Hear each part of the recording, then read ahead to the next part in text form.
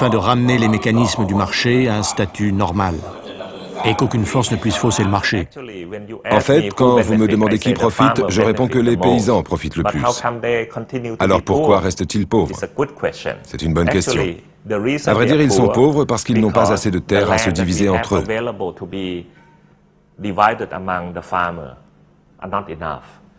Un hectare de terre ne donne pas tant de riz que ça.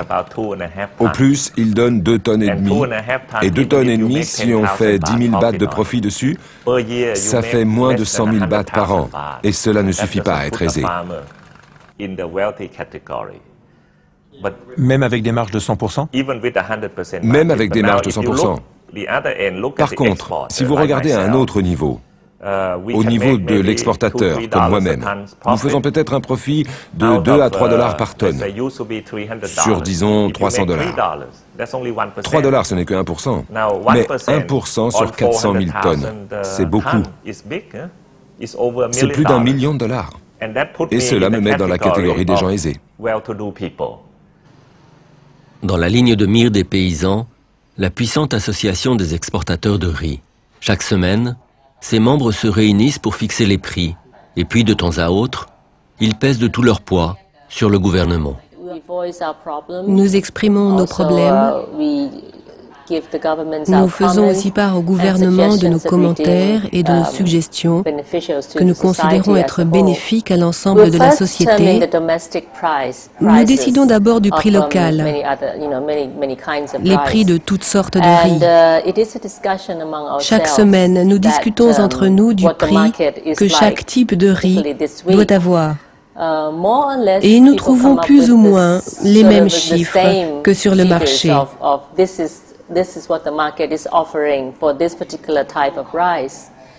And when we agree on that, et une fois que nous tombons d'accord, nous avons une formule pour obtenir le prix en dollars, sans frais de transport et sans taxes.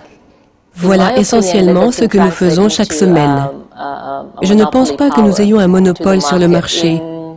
Je ne crois pas que quelqu'un puisse vraiment manipuler le marché en termes de prix ou de volume.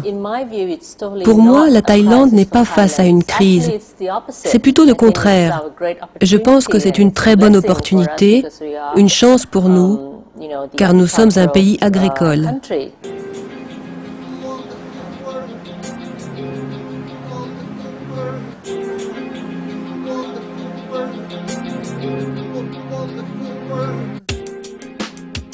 En langue thaï, il n'y a pas de mot pour dire la faim.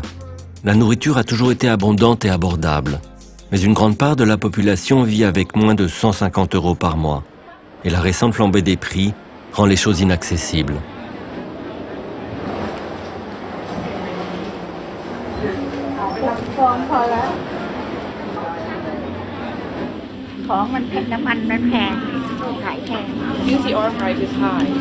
Really?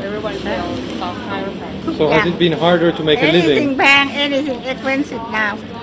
แล้วแบบคุณป้าแบบชีวิตความเป็นอยู่นี่ลำบากขึ้นปะคะ ป้าคนเดียวไม่มีปัญหาแต่คนเยอะๆสิคนมีลูกเยอะๆสิมีปัญหาพอแล้ว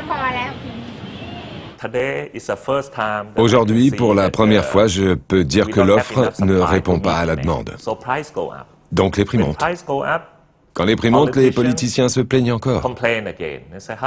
Ils disent « les pauvres, ils doivent payer 2 fois plus peut-être ». Donc ils veulent aider les pauvres au détriment des paysans. Je ne suis pas Salomon.